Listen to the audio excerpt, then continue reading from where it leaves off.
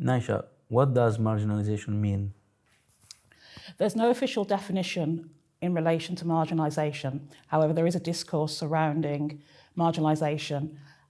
This discourse talks about the processes which individuals or groups can go through, which can affect them, such as society, where they have little to low social, economical power and less political power. This then pushes them to the edge of society and often results in these groups having limited accesses to resources, opportunities, rights, and which are readily available to more dominant groups. Educational marginalization is defined as an unfair, favored, or biased distribution of access to learning facilities, and resources based on geography, gender, socioeconomic conditions, or personal position. Research shows that students have higher levels of achievement and well-being when they feel that they belong. Unfortunately, marginalisation can have a negative impact upon students' sense of belonging. And what does it mean to feel belonging in spaces of learning? Inclusive education is meant to tackle all students' diversities in order to reduce all forms of exclusion, marginalisation and inequalities, and to guarantee quality of education for all. For marginalised students, feeling a sense of belonging in educational spaces means experiencing acceptance, value and inclusion within the academic community, despite the systemic barriers they face. Inclusive education involves full participation and high-quality learning for all learners. This definition is based on the one proposed by Booth and Ainscow in the Index for Inclusion 2011. This broad definition focuses on diversity and inclusion of all learners and not on specific groups. Furthermore, it's a definition that overcomes the idea of inclusion as the simple placement of students in a mainstream setting. Coexistence is only the starting point, but then involvement, sharing and quality of learning processes are explicitly addressed. So, Tracy, who are marginalized students and how are they evidenced in the classroom today? Well, we use the term marginalised students to refer to those students who experience an unfair or inequitable access to learning. Students who are different from the dominant norms of identity may experience marginalisation. So this can include students who are, for example, neurodiverse, those from low-income backgrounds, racial, cultural minorities, those who speak a different language, those with physical disabilities, or those with different sexualities. Access to learning for marginalised students is often limited and of a poorer quality in comparison to the standard of education that their non-marginalised peers receive. This leads to certain students being treated unfairly and excluded. Sometimes students just aren't seen and not acknowledged. Bell Hooks discusses identity in the following manner. Oppressed and exploited groups breed identity politics, which enables the critique of dominant structures. This gives their struggle both purpose and meaning. By allowing students to discuss their personal experiences, allows both student and the teacher to learn. Which forms of marginalisation exist? Marginalisation in the classroom can exist in a number of ways, and some are more explicit than others. Some of the more obvious forms of marginalisation can include othering, where students who are different are singled out and alienated, microaggressions, isolation, and racism and discrimination. However, there are also subtle forms of marginalisation, such as micro-exclusion. This might not be as obvious as other types of exclusion, such as segregation of students or discrimination of ethnic groups. However, it can have a significant effect on a student's success and attainment. So an example of micro-exclusion could be a student who is an immigrant who is allowed to attend a class with their peer group, but is given material that is different to the other students. So on the surface, it appears that they are included, however, they're not being given the same access or the same standard of the curriculum as their peers. The framework of intersectionality also considers the combined range of factors or parts of a student's identity that can contribute to marginalisation. For example, in the classroom, a student might be marginalised due to a combination of their gender, their ethnic background, along with perhaps a disability. This type of student could then experience a higher level of discrimination due to these aspects of their identity. One of the most explicit and marginalizing experiences is the push and pull out phenomenon, which describes all of those situations where a pupil or a group of pupils are removed from the classroom and carry out activities far from their classmates. Such exclusion can be linked to internal class factors, like, for example, a teacher who cannot manage pupils' behaviors and sends them out with another teacher, or with to external factors, like a well-equipped space that attracts pupils out of the classroom. Another form of marginalization, often more covert than the previous one, is the school disaffection. This describes all those circumstances based on students' difficulty in perceiving contact between the school and the world outside, as well as in those students who continue to perform the assigned tasks, leaving the classroom experience with low participation and involvement.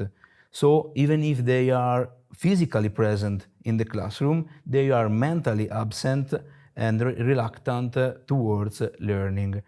There are also cases in which school disaffection is visible, with manifestations of low sense of belonging to the school, lack of interest and commitment, dislike of certain teachers or of certain types of teachers. In some cases, there are also extreme situations of school disaffection where the individuals can no longer tolerate social norms, and they demonstrate it with negative emotions towards institutions, unjustified absence, and destructive behaviors. So these negative experiences could lead to school dropout phenomena that is another visible form of marginalization, even if the causes are different, like sociocultural, related to the school, or personal. Who's responsible for marginalized students? We believe that all actors connected to or working in education have a responsibility for tackling marginalisation by promoting an inclusive school. For example, the school leadership can develop a school-wide policy to establish and set the tone for an inclusive school culture. In practice, this means actively nurturing a safe space for students to be themselves by providing the necessary resources, such as support staff and continuous training for teachers to enable inclusive work to be carried out. However, a top-down approach is not enough. All members of the school community can take responsibility in their own way by considering how they can support students. On the classroom level, for example, teachers can take responsibility by being mindful and aware of classroom dynamics and diversity, using inclusive language, and by being open-minded to applying inclusive pedagogy.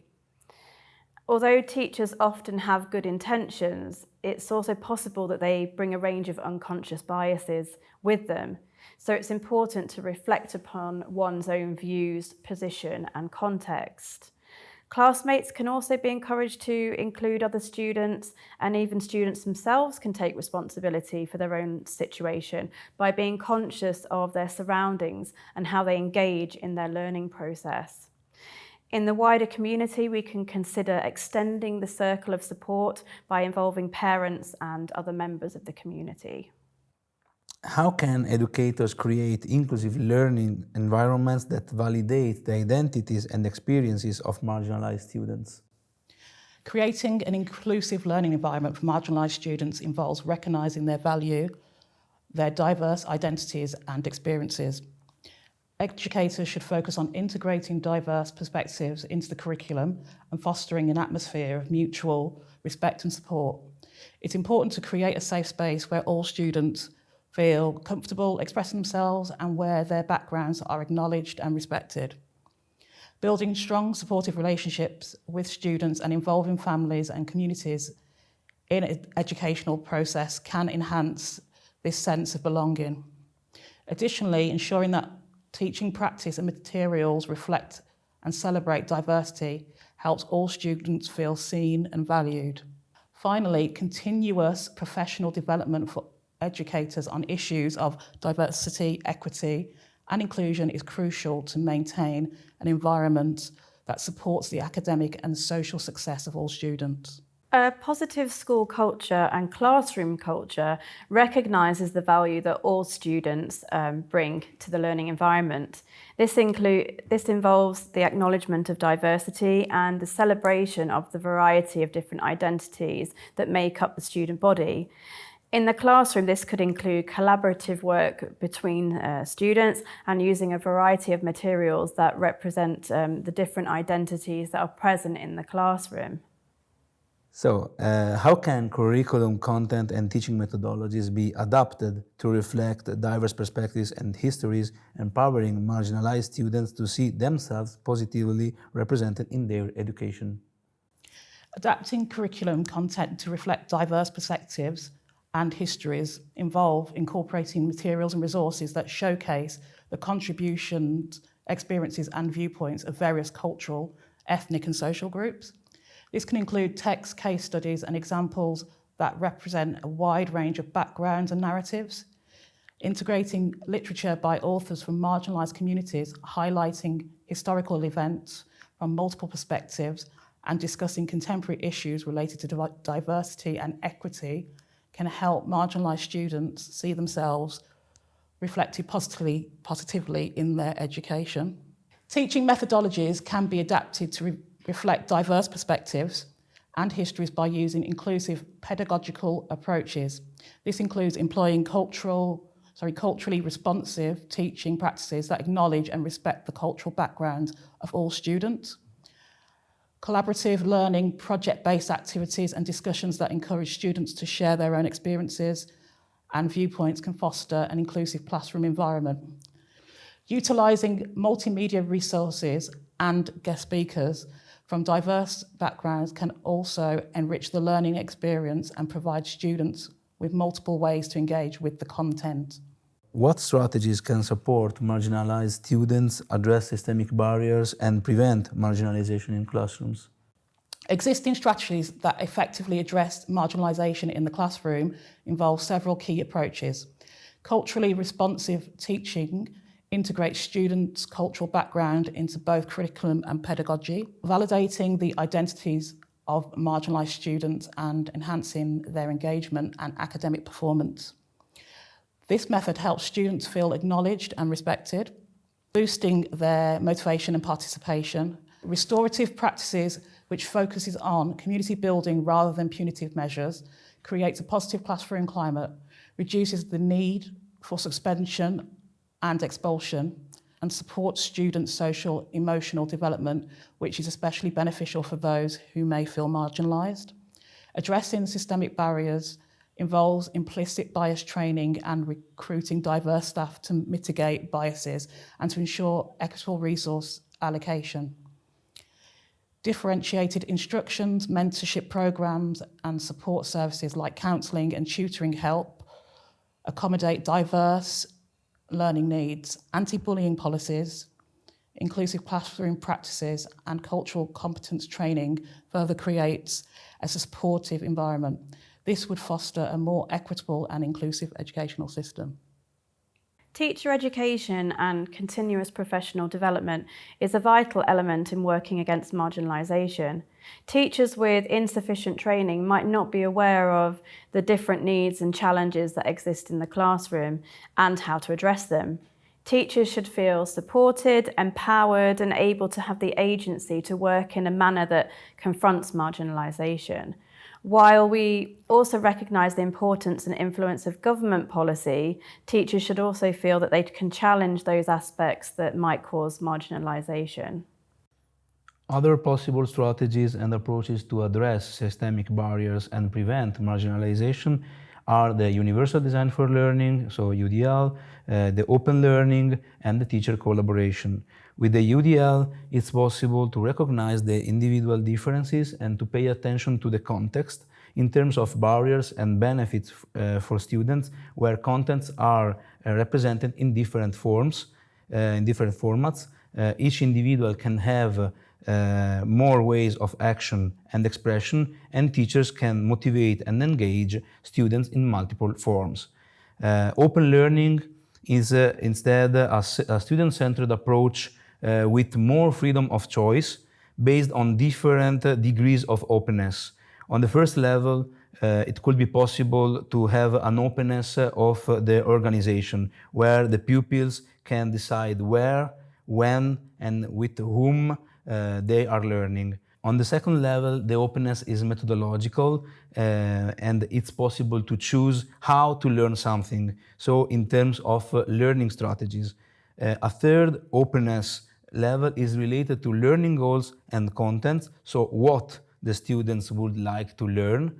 And the last one, the last level, works on socialization, relationships, and rules, namely on the class community. With these kind of approaches, it's possible to include everyone and to create a context where everyone could perceive to be included. Of course, teacher collaboration plays an important role because there are different forms of co-teaching, like for example, one teaches, one assists, or one observes, and parallel alternative station teaching.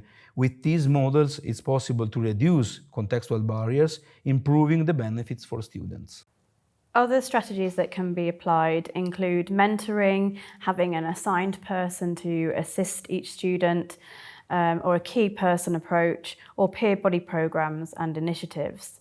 And you can read more about strategies and approaches, as well as other contents of this video in our chapter in much more detail.